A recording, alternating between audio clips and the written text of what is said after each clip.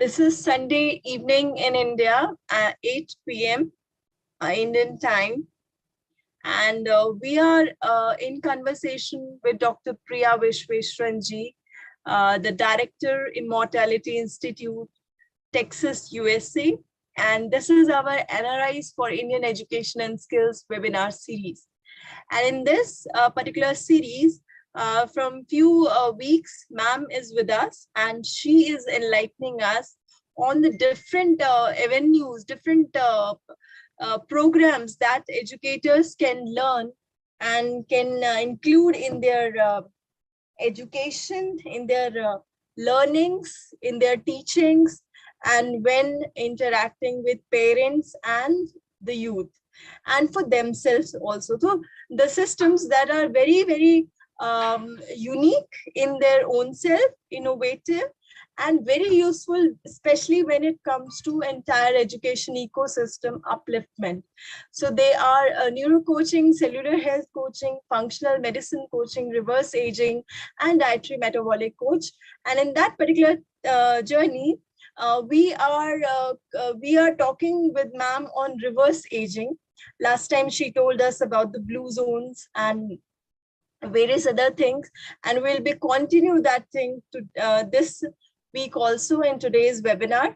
And this is a pleasant moment, pleasant 1 hour for all of us to listen to ma'am and to gain something new out of her talk with us and her valuable slides. And also to tell you that today is World Family Day.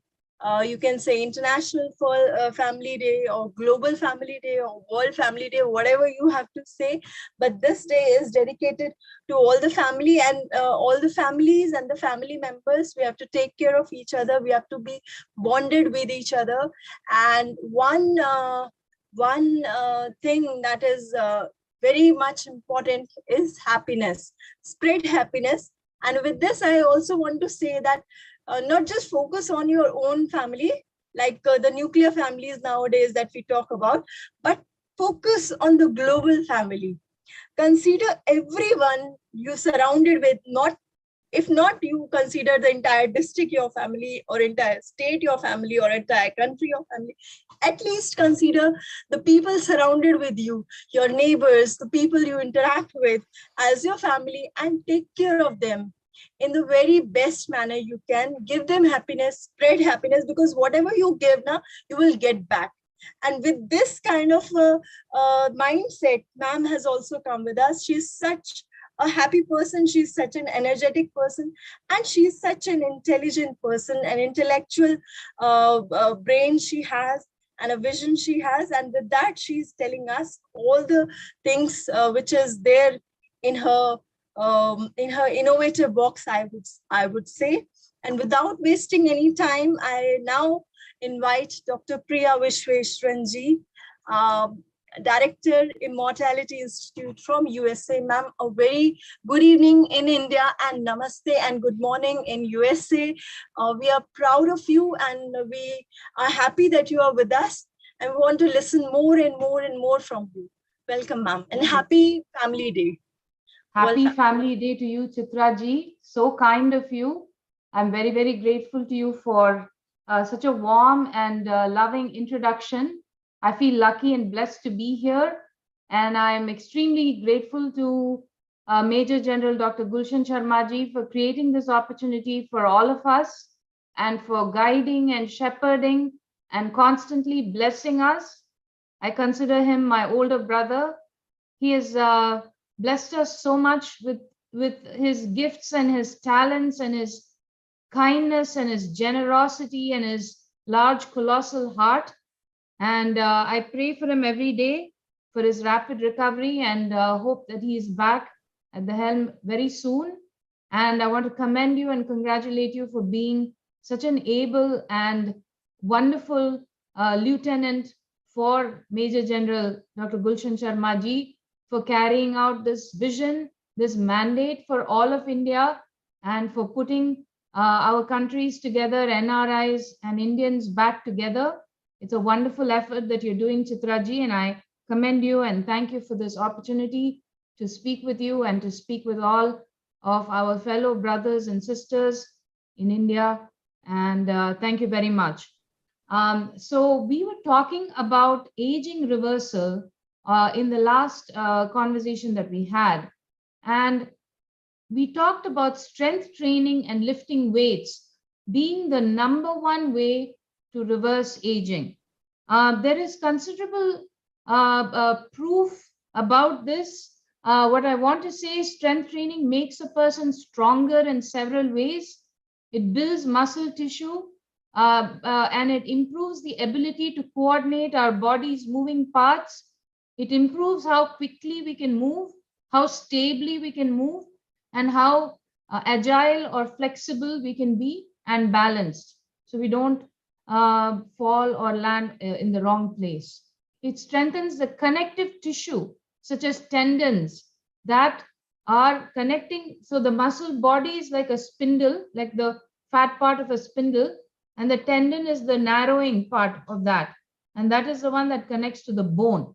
So the muscle, the tendon, and the connective tissue is the fascia surrounding the muscle, and the soft tissue above it, fat and other things. And then there is connective tissue or packing material between the muscles, between the muscle and the joints, between the muscle and the bones, between the muscle and the skin. So all of the tendons and those ligaments, the ligaments are like, they are like a thick band. You know, they are like a thick band that bridge across joints to stabilize the joint. So the muscle moves the bones one against the other, but the ligaments and the tendons are the ones that keep the joints intact and keep their anatomy in that joint-like positioning relative to each other of the bones. So that is what the connective tissue is. And so strength training improves and it strengthens the connective tissues. Strength training can also create a demand for blood delivery and engages the cardiovascular system. Then what happens? The muscles in the heart become stronger. The muscles in the blood vessel wall, they become stronger. The muscles in every tubular system in the body, be it the gut or the respiratory tract or the genitourinary tract, they become stronger from strength training. All muscles all over the body become stronger. What does strength in a muscle fiber cell mean? It means the ability to carry a greater load. How is greater load carrying possible? When there is more energy generation inside the cell, then that cell can carry a greater load and still come back to normal without undergoing tearing, injury, or other things. When is greater energy possible in a muscle cell? When there are more factories inside the cell called mitochondria that can generate these ATP. And strength training over a period of time allows the building up of more of these energy generating factories inside of cells. So that is how it makes a person stronger. And that is the opposite of what happens in aging, which is called sarcopenia, which is the reduction in the number of these energy generating power plants in the cell or mitochondria, and the weakening of the muscle fiber and the loss of strength, and eventually the loss of the muscle fiber itself. Muscle fiber is one cell. So that is what sarcopenia is, reduction in the amount of skeletal muscle that moves the skeleton, the bone. So that is actually associated with aging, and strength training is exactly the opposite of what sarcopenia is. It builds up muscle. So there are many benefits of strength training. There is a reduced risk of musculoskeletal injury, including low back pain, which is so common. It results in improved posture. It results in enhanced bone mass with aging. So osteoporosis is not at all uncommon, and a particular group of people is highly prone to it, which is older white women with a certain, Scandinavian ancestry. But a lot of people have it, including men. That is because of lower levels of hormones like testosterone and estrogen in the body as we age. And strength training actually reverses osteoporosis. It reverses osteopenia, which is reduction in the bone mass. Osteoporosis is a reduction so much that the bone is much more prone to fracturing. And there are numbers for all this. So there's a 1 single standard deviation, 2 or more standard deviations of loss of bone mass is osteoporosis, up to 1 is osteopenia, and so on. Increased energy. So people who have stronger muscles have more energy. Why? These muscle fibers are full of energy generating factories. Now the person can work a lot more on everything. If it's brain work, they can do it. If it is, because even the muscle cells are making more energy, that is even feeding the brain cells, the neurons. So they have increased energy. They can sleep less. They can work harder. They can lift more. They can do much more hard work. So isn't that what anti-aging is, right? Yes, Chitraji? yes, ma'am. That's what it is. Ma'am, Yeah, sorry to interrupt. Just want to know that are there any slides that you are showing to us? I am Acha, showing the slides. Is it not showing? I thought I'm yes. so sorry. I thought that you missed that. Ji. Okay, I apologize. I think I No thought I worries. was showing it, but what happened was Ji. I'm so sorry. Yeah, Chitraji, I'll Ji, just do it right yes. now. Yeah, can you see it now? Hanji, Hanji. Yes, ma'am. So from current slide. Yeah, thank you. Yes. So then we have reduced stress. So having more muscle mass actually reduces our stress levels. What can stress be possibly due to? Maybe lower ATP in the neurons, the nerve cells. I'll tell you a very interesting story, Chitraji. Ji. I was working with these protocols to increase stem cells in the body. And one of the protocols, I just had to do a certain set of things. And everything took less than 30 minutes in the clinic room. So I gave the intramuscular injection, I gave the oral pills, I gave an IV medicine, everything I did for the patient. In 30 minutes, I could show that their stem cell count had increased in the blood. And along with that, literally within 30 minutes, they went from being depressed to not depressed. Right. In that time, with one treatment that increases the stem cells. So what really is depression? The more the layers of understanding that we peel back of the human body, the deeper we're getting into the understanding of disease. So initially we were saying depression is a lack of serotonin in the brain, lack of good feeling, neurochemicals, hormones, this and that. And those were the drugs that we designed. Now I can tell you that yeah, maybe they have less neurotransmitter in their brain, but if their stem cell count goes up, literally instantaneously, their depression is gone. Now we are saying stress is reduced with muscle training. How? What is the mechanism for that?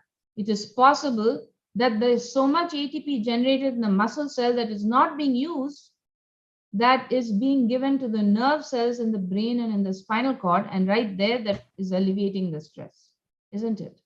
Yes, ma'am. Just a lack of energy for the nerve cell.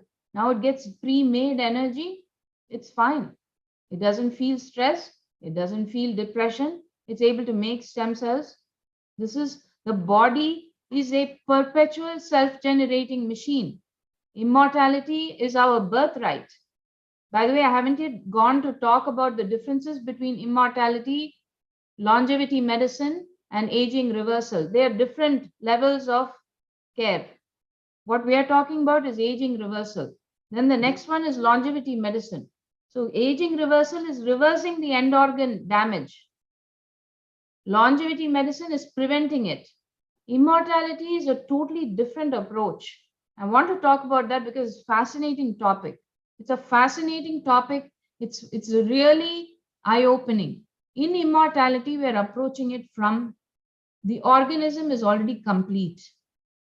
And it is a self-generating perpetual machine, perpetually self-generating machine that cannot fail because it does not need to fail and there is no mechanism for it to fail.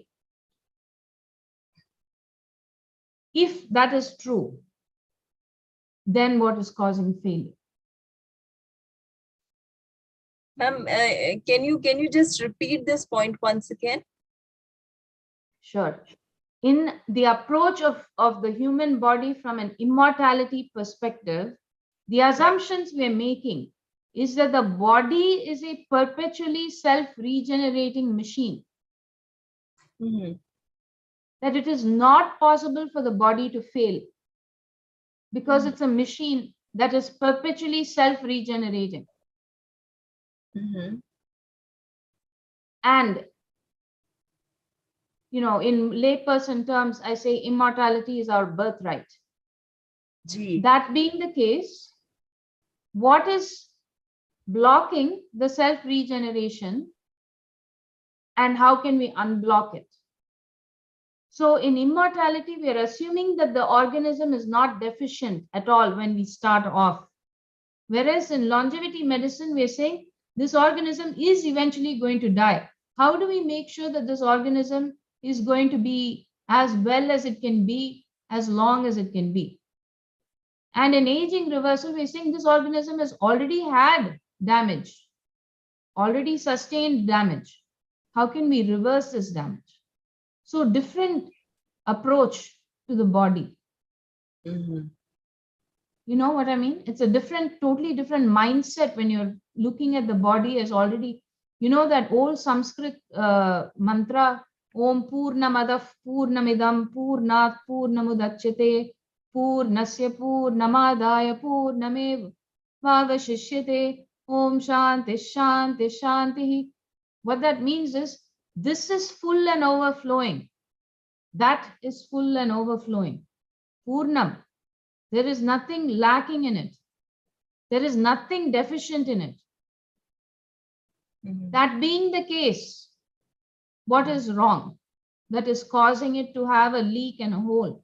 My father used to say a very nice way that success is like a mud pot with a lot of holes that a person has plugged.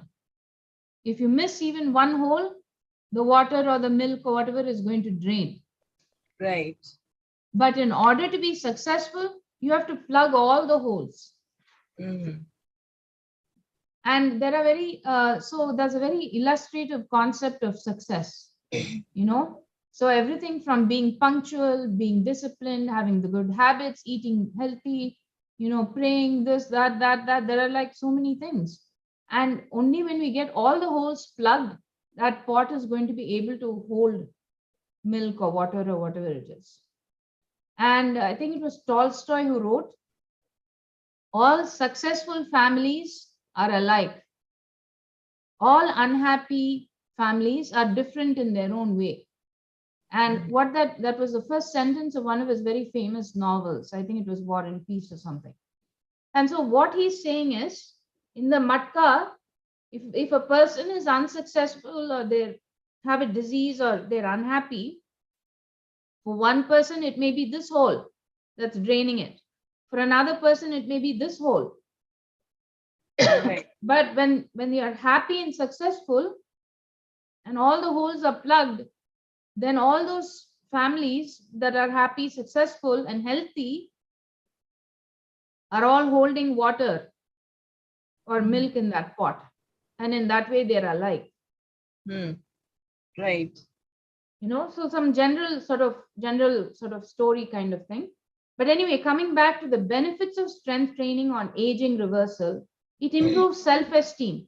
If you have energy, you can lift heavy weights, you can run, you can be energetic, active, athletic, agile. I look at this actor called Ranveer Singh, and that is my example for youthfulness. You know, even his wife is very good example for youthfulness. And they're all doing strength training. Strength training is what is reversal of aging. It's going to result in that. And it results in a decreased feeling of anxiety and depression also. Okay. So I'm trying to go down. 1 second. Yes, here I want to ask one question. Yes, That please. So it is all about diverting the focus of individual towards the body health, so that he forgets all the stress, all other things, and focus on the body development, so that it goes into the positive direction. Is that so? No, actually, I mean, I don't mean to say no. It is not a diversion of attention or energy that's causing them to lose stress or be no longer be depressed.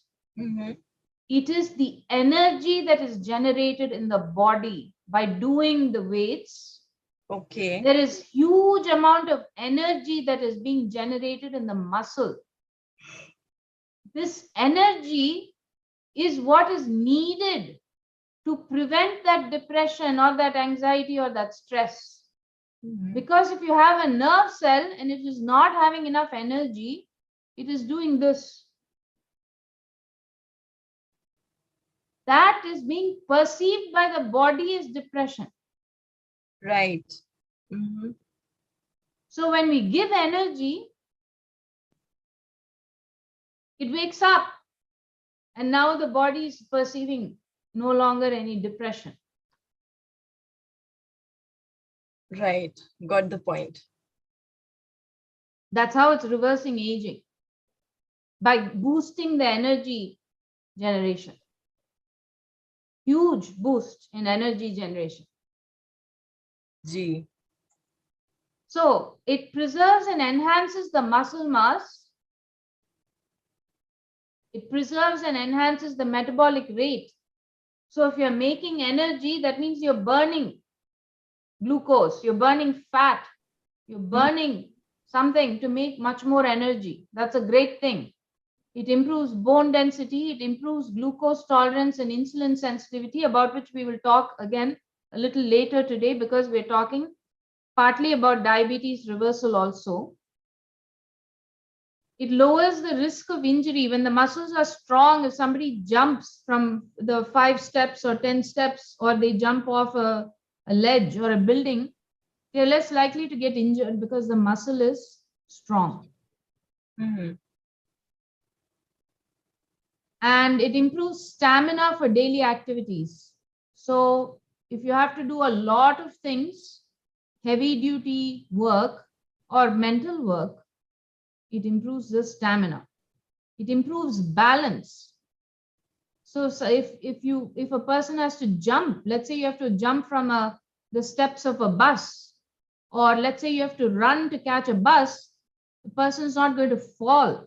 They're not going to, hurt themselves, because they're going to have better balance. They're going to have less risk of injury.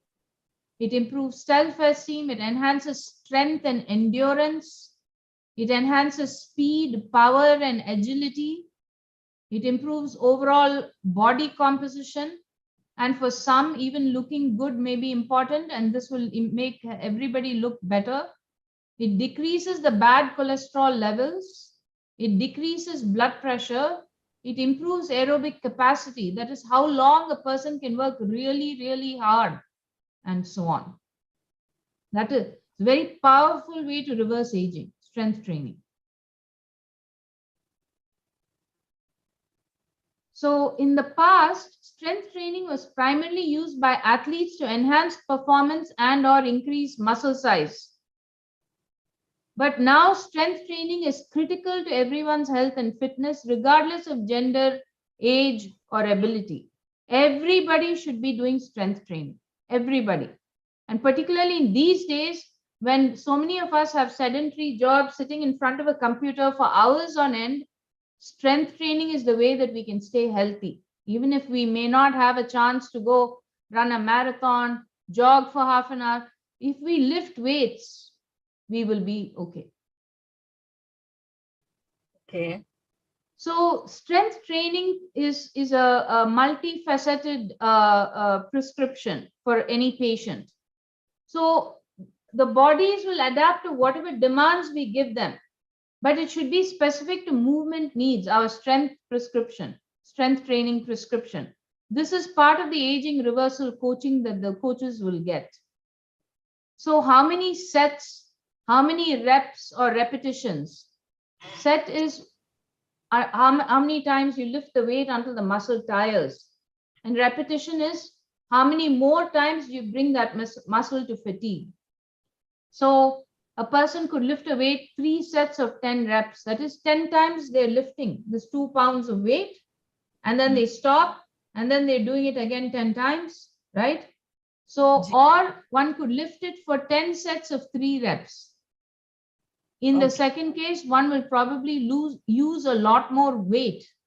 So the first of the 3 reps, the first set of the 3 reps, a person may use 2 pounds. The second set, they may use 4 pounds. Like that, you're going up to 10 different sets. So you'll get easily to 20, 30, 40 pounds.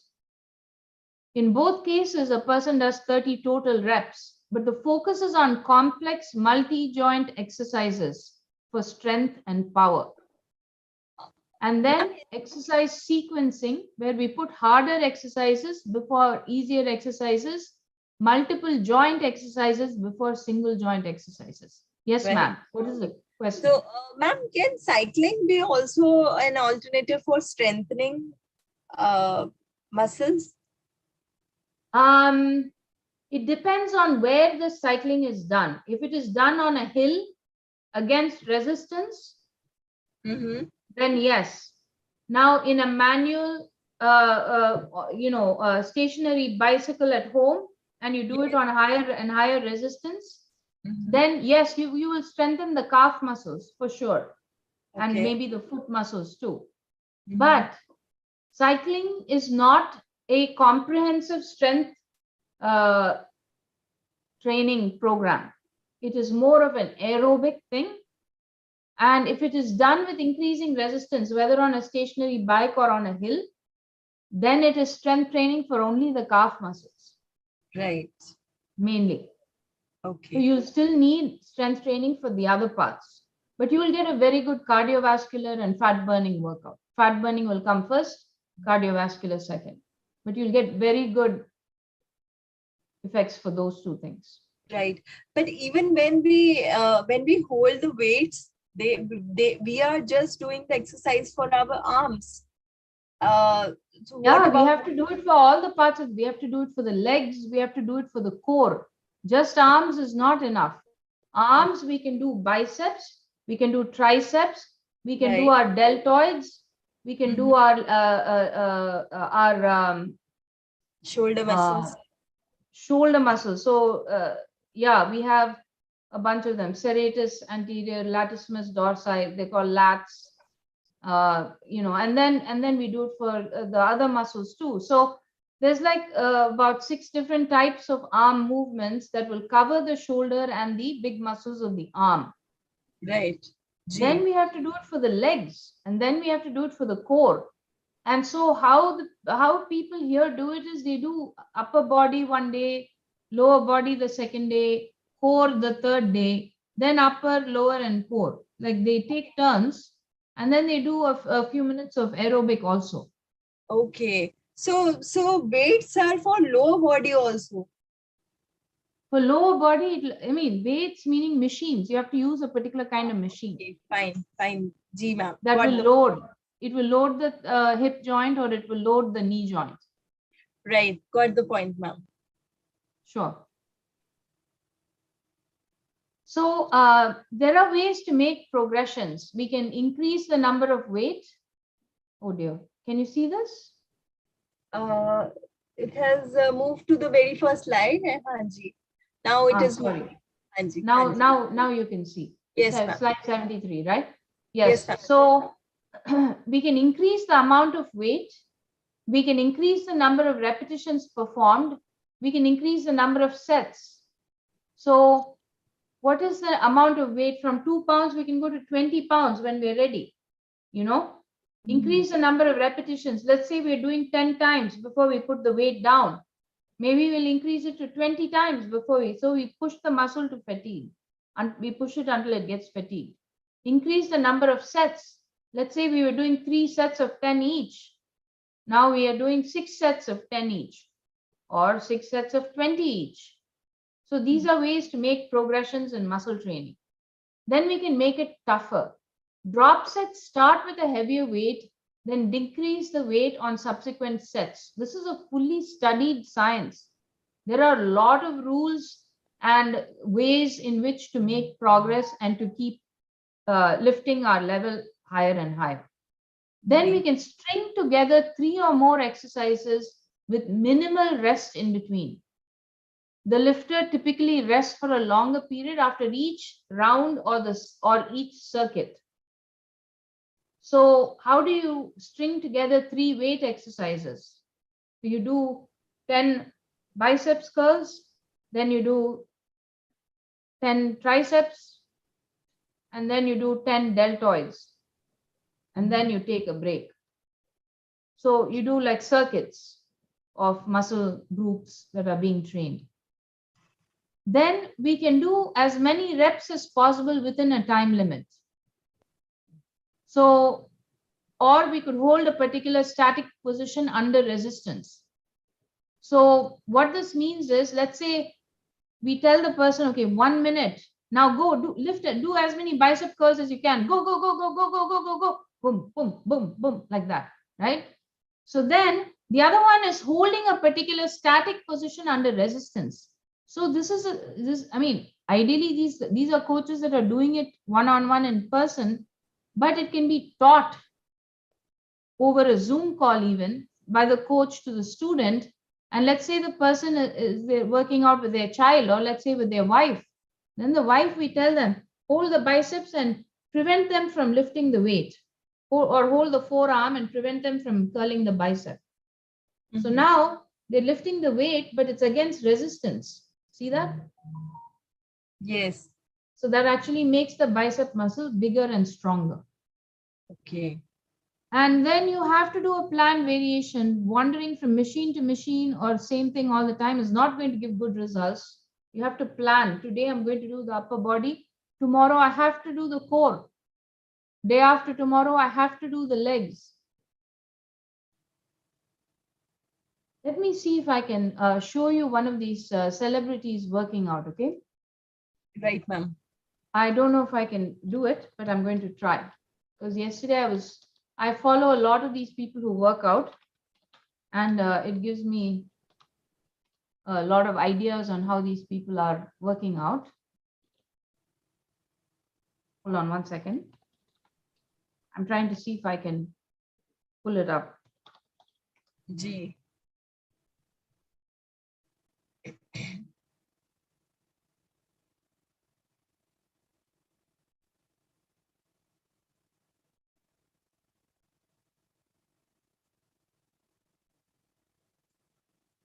So I'm going to stop my screen share, and then I'm going to share the screen of this.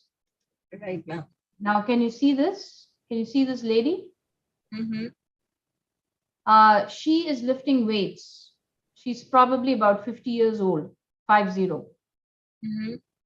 Okay. She's now this Jeff Bezos, you know, this Amazon owner, his girlfriend. Her name is Lauren Sanchez. Okay. I will show you how she's lifting weights. Look at her muscle tone and look at her activity here. See how she's working out her hip muscles. And this is now her core. She's working out her core by doing this. Now she's working out her core. I mean, yeah, she's showing some unnecessary body parts, but whatever, you know, just see the exercise. Her legs are positioned there in the back. See, this is the thigh muscles, lower extremity workout. Mm-hmm.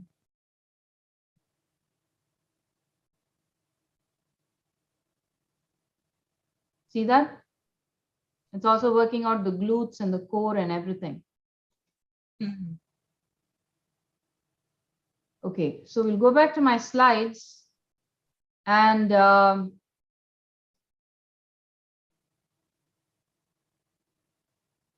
yeah. So this is, and we can do this kind of coaching long distance. It doesn't have to be in person. That's another thing I wanted to say. It is possible to do it on the Zoom call. So like we talked about how it can increase strength training to fatigue and why this is important in the reversal of aging, and it also reverses chronic medical illness. So diabetes, high blood pressure, heart disease, high cholesterol. These are all diseases that can reverse with strength training. Right. And then we have to do the strength training up until we get the fatigue. Correct. Okay. And we will teach how to monitor all that to the coaches, like Right. what is fatigue, and how to push it when somebody reaches how to know that they've reached that ceiling and how to push them to the next level. And we'll keep on increasing the level. I know people who do such unbelievably complex exercises because all their life they've done strength training. The muscle is big. It's not like a bodybuilder's muscle, Bodybuilding is a totally different thing. Bodybuilding is looking at what is the biggest size of muscle you can have. That's not what we're talking about. For that, some of them use steroids, anabolic steroids. For that, some of them will put a tourniquet and starve the muscle of oxygen when they're exercising it so that it grows like this, huge bulbous muscle. Right. You've seen bodybuilders. That's a different area. We are talking about just lifting weights and getting the muscle to be tight and be in the best shape that it can be, generate the maximum energy it can. Thank you, ma'am. You told this because you have made this clear that we are not talking about bodybuilding, because I was thinking that maximum of the viewers who are listening, they might have be thoughting, if we have to do all these things, we have to go to gym and then bodybuilding. What is the difference? No. Thank you. No need to go to gym. If you want, I can go over a circuit with you. I need some diagrams for that, and I'm happy to do that next week. I can show you what the training will look like, and the coaches, they will assess what is the strength level of these people. Some of them are old, right? We're doing aging reversal, or not old meaning older. So if you have knee pain, you have back pain, you start with this, you do it like this. See that band exercise that she's doing, where she's put the resistance band around the thighs and she's separating the thigh and bringing them back. That is a harmless exercise to do. No harm. And it will grow the thigh muscle, the hip muscle, everything. Core. So there are very harmless ways of doing strength training. That is one of the harmless ways. So the coach will assess, and then the coach will say, okay, this is the correct prescription for you. Do it. When you get very comfortable in a week or 10 days, let's increase it to the next level. And this is how you will increase it. Right, ma'am. Right. So that is the job of the coach. Yes. Okay. So we have something called density training, which is as many reps as possible within a time limit. We're talking about go, go, go, go, go. That's density training. And isometrics is holding a particular static position under resistance. So the muscle size is not, the length of the muscle is not becoming shorter or longer. That means they're carrying the weight and you're preventing them from lifting it. So it's the same length, the muscle, but you're telling them, come on, exert pressure and lift the weight, and you're holding their arm down like this. They can do it to themselves also. It doesn't have to be you doing it. Isometrics. And density training. Yeah. Other ways to increase muscle strength. So now let's move on to calorie restriction and aging. This is the next big topic. Sorry.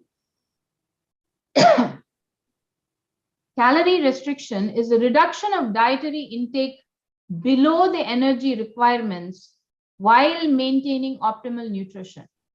And it is the only known nutritional intervention with the potential to attenuate or reduce or diminish aging.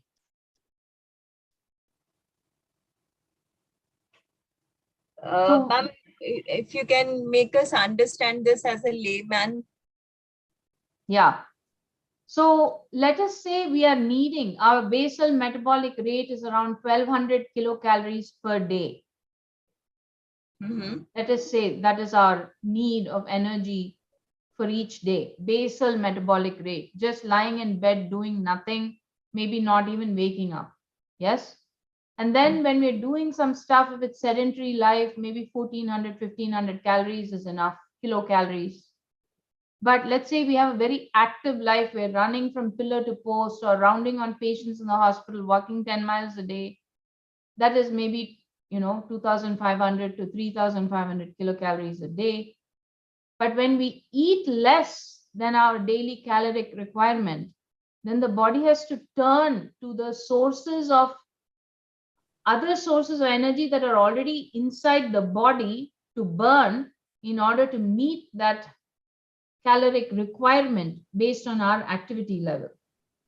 And if we reduce the calories, but then we eliminate vitamin D or B12 or something, that is not a good thing, right? So we have to keep the correct amounts of vitamins, minerals, and nutrients in our diet while reducing the total calorie consumption. And when we do that, we can actually reverse aging. And we can certainly stop aging.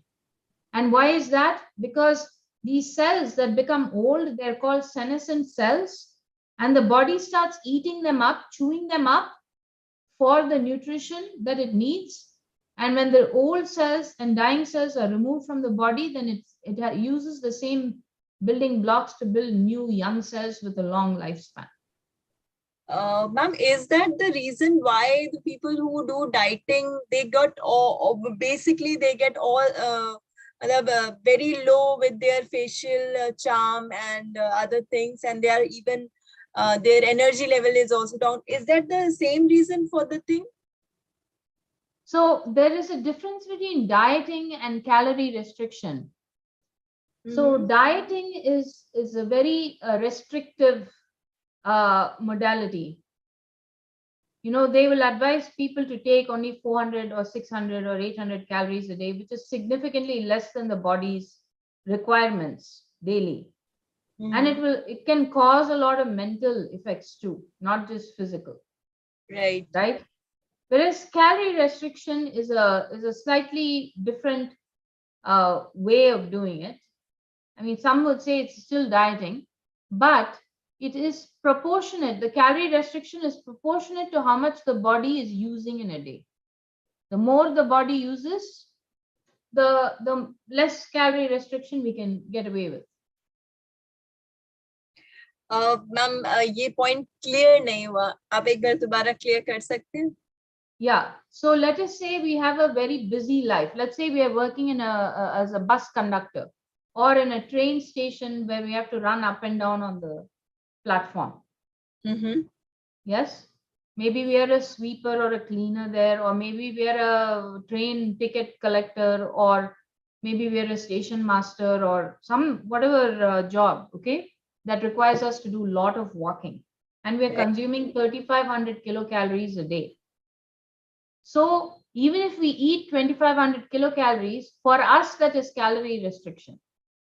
But for somebody who's sedentary, sitting in front of the computer like a software engineer all day, their basal metabolic rate of 1200 plus their sedentary activity level, only 15 or 1600 kilocalories, for that person eating 2500 kilocalories a day is not calorie restriction, it's excess calorie consumption.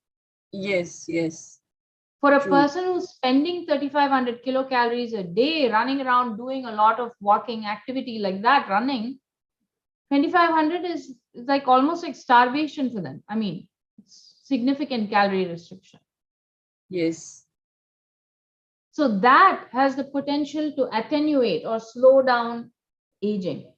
It's the only nutritional intervention that has the potential.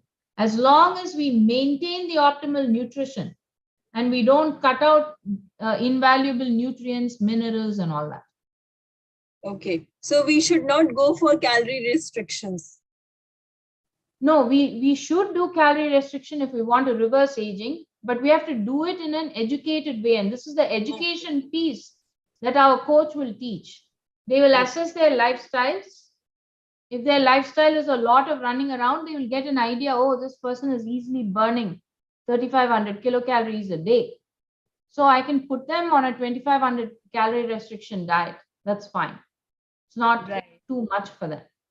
And I will make sure they're supplemented with vitamin D, B12, this and that. Then they will get the full nutrition, even if they're not getting it from food. Okay. Okay. And that will reduce the aging.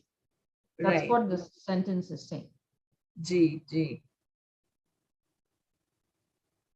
Sorry, I'm trying to go down, but it won't go down.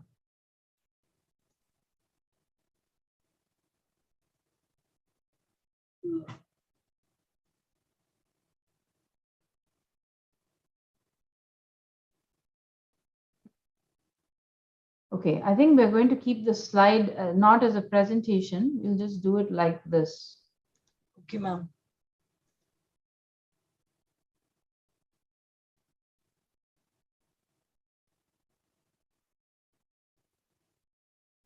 Can you see?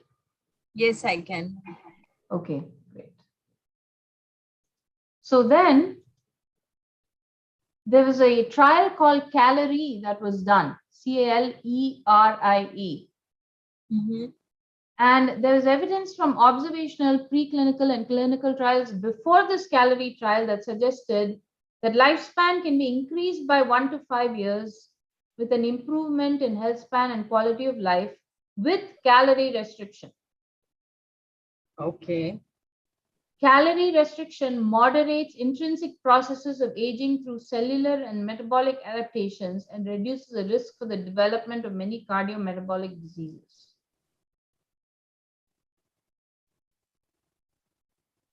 Yet, implementation of calorie restriction may require unique considerations for the elderly and other specific populations with chronic medical illness.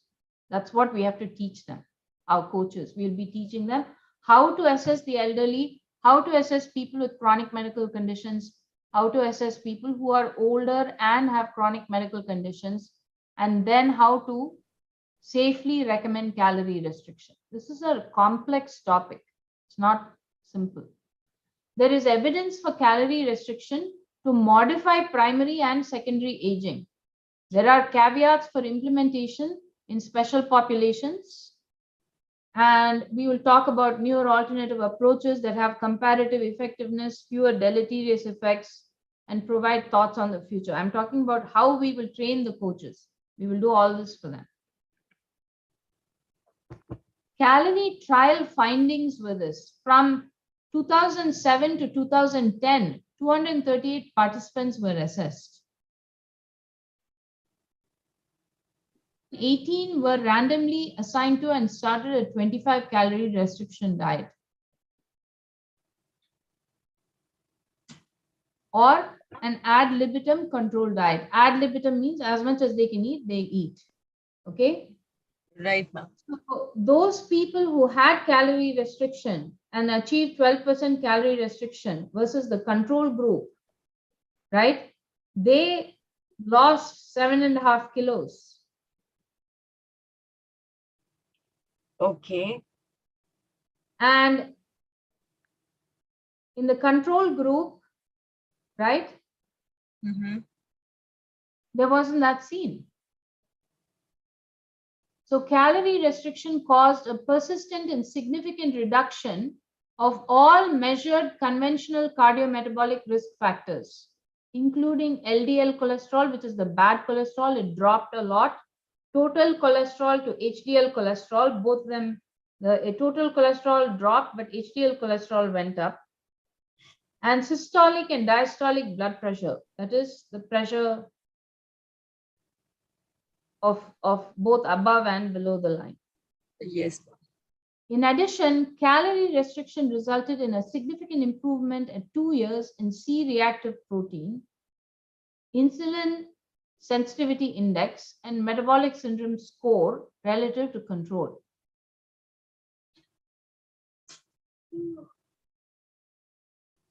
A sensitivity analysis revealed the responses to be robust even after controlling for weight loss changes. So when someone loses weight, their metabolic rate and all these things are changing. Even in spite of that, the calorie restriction was proven to be a significant and positive intervention or prescription-based, physician-based intervention that could be offered. 2 years of moderate calorie restriction significantly reduced multiple cardiometabolic risk factors in young non-obese adults. Young people in their 30s and 40s, if we reduce the amount of calorie they were consuming, they were having lower risks for developing diabetes, heart disease, high cholesterol, high blood pressure, all of those things. These findings suggest the potential for a substantial advantage for cardiovascular health of practicing moderate calorie restriction in young and middle-aged healthy individuals. And they offer promise for pronounced long-term population health benefits, much more than drugs or medications. Mm-hmm. So, there is something called the FIT principle, which is frequency, intensity, training, and time. Okay. So this is basically how we do the prescription for building muscular strength and endurance. Endurance is the ability to contract a muscle many times or hold a contraction with minimal fatigue. Strength is the amount of force it can produce against resistance one time. Want to improve both, but how to do each one is a different way. So how can exercise improve a chronic metabolic condition? We've talked so far about strength training and aging reversal, right? Now we'll talk briefly about exercise and strength training and a chronic medical condition like diabetes, hypertension, heart disease, high cholesterol, and those things. Yes? Strength training can improve muscle strength and endurance, making it easier to do daily activities. It will slow down disease-related decline in muscle strength, and it provides stability to all our joints. Flexibility exercises may help us have optimal range of motion around our joints, so they can function best, and stability exercises may help reduce the risk of falls. So there are flexibility exercises, there are stability exercises, and then there's strength training. All these three things together will reduce the risk of worsening of the disease with whatever the underlying metabolic condition is, and it will reduce the decline of the muscle strength due to disease, and it will provide stability and reduce the risk of injury and falls. So here are all the types of training. Regular exercise can manage symptoms, improve health, can actually reverse conditions like diabetes, high cholesterol, and heart disease. Aerobic exercise can help improve heart health and endurance and aid in weight loss. High intensity interval training is safe and effective for most people and can take less time. In high intensity interval training, we alternate exercise at high levels of intensity and exercising at less intense levels for a shorter period of time. Even activities such as walking at higher intensities count. So walking faster, it is significant. Is this all of this making sense? Is it all putting a picture together for you so far, or is it? Yes, ma'am. Yes, ma'am. And here I want to ask you one question also. So in this kind of a training or coaching, the PT trainers in the schools, they can also help the neuro coaches or the reverse age coaches. Yeah, they can. Absolutely. In fact, I think the neuro coaches can work with the teachers, and the aging reversal people can work with the PT coaches in schools, and they can teach them all these things. And our students should start at that young age. Only then, when they're middle age, they're not going to have disease, because this problem starts at a very young age. Metabolic syndrome, obesity, predisposition to diabetes and heart disease and all that. It starts in the teens and 20s. It's not starting in our 40s and 50s. Right. So absolutely working with the PT coaches, PT teachers, and I have found the PT teachers are variable. Some of them are very, very sincere and extremely good. And I was lucky and blessed to have some of them. And I've also had some of them that are not sincere and not committed. So the coach can work with the PT teachers. The coach can work directly with the classrooms of students via Zoom call, long distance. Right. There are many available methodologies to work with the coach. So as for which exercises are safe, that also the coach can help determine. Which exercises can reduce pain, build strength, what exercises should be completely avoided, especially if they have a condition that has flare-ups like lupus or like rheumatoid or some other long-standing condition. Okay. In some cases, they may need to consult a physical or occupational therapist before starting to exercise. If a person has low back pain, they may choose low-impact aerobic activities, such as walking or swimming, that won't strain or jolt their back. If a person has exercise-induced asthma, they will keep the inhaler handy when they exercise. If they have arthritis, exercises that are best for the person's arthritis and that will depend on which joint and what types of arthritis. So the prescription will be for only that individual. And then our coach can help create an individual exercise plan that will give the person the most benefit with the least aggravation on their joints. Right. Ma'am, here one question also coming. Yeah. So, if a person has some kind of a locomotory disorder or locomotory problem, or maybe muscle stiffness, so what kind of exercises are best for them, especially when we do yoga? Because such kind of people, they cannot do yoga or different pranayam. So, what should they do to make themselves fit and fine? Yeah, so if they have serious arthritis or other locomotory problems that prevent them from doing yoga, there are still resistance exercises and still band-based strength training exercises and other body weight-based strength training exercises that can be done even if they have locomotory problems that prevent them from doing yoga or there are. So that is the part that the coach will work with them on. If they're older people, that's the part that the coach will tell them, okay, what is it that you can't do? What is it that you can do? Now, this is the kind of exercises you can do for your upper body, core, and legs. Right. There are exercises. The short answer is yes. There are band-based, body weight-based, and other, resistance type exercises that can be done even if the person cannot, for some reason, do yoga. Ji. So shall we say that we will take up the rest of the strength training next week? I will try to get you a circuit example, and then we have all this reversing diabetes. There's a ton of material on reversing diabetes. Yes, sure. Anji. A lot. And I'm really looking forward to sharing, not only my the advice I've given to patients. I'm looking forward to sharing what works. And I'm looking forward to giving you an idea of what works on this side versus, we have claims that are being made on two opposite sides.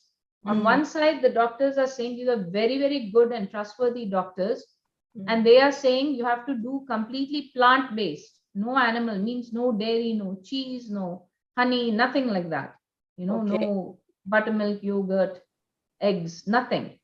And you have to keep the fat very close to 0%, like 5%. No more than 5% of your daily calorie consumption should come from fat. Right. And they say you can have any amount of complex carbs, huge amount of anything, vegetables, fruits, anything. And that reverses diabetes, it drops their weight, everything. On this side, you have Dr. Jason Fung and that group of people that tells you to have a keto diet. So eat a lot of protein, eat a lot of fat, don't eat any carbs, and do intermittent fasting along with that. Which one is better? Why? there's a lot of pros and cons. I'm humbly suggesting that the plant-based diet is better, because the same keto diet is what has also resulted in heart disease when it is eaten with carbs. So one day if they mess up and they eat a carb, then they're going to have plaque build up in there. That's my humble opinion, you know. So I can see if there's research comparing these two head to head and try and offer that as well. But I tend towards the plant-based diet side, because so far everybody that I have seen that eats only plant-based, which by the way I've switched to as well 2-3 months ago, only I don't eat dairy, no yogurt, no milk products. I have vegetable oil based butter that I use occasionally, and I oat milk. Here they have something called oat milk. So I moved away completely from animal based products. And I should have done it sooner, but I have more energy, I have much more healing capacity. Everything is better because of moving away from animal based for me. And an internal peace also, ma'am. I'm sorry? These kind of products, like whole plant-based products, when we consume them a lot, that they give a internal peace also. Peace, yes. Absolutely. And I will explain next week why or what is it that is causing, that is going different in our teens and 20s, that is causing the development of chronic medical illness and premature aging by 40, 50. That I will tell you the secret of what it is that is happening there next week. Okay? Right, ma'am. And really saying that whatever you are telling us in a very, very small doses, I will say, as you are a doctor. So the small doses that you are giving to us every week, they are very much useful. And they will definitely give an add-on to the education ecosystem and to the educators, and a different vision to see the education, which is actually holistic. This is when these things will come into education, then education will definitely become holistic. So thank you so much, ma'am. Thank you. My pleasure. And thank you.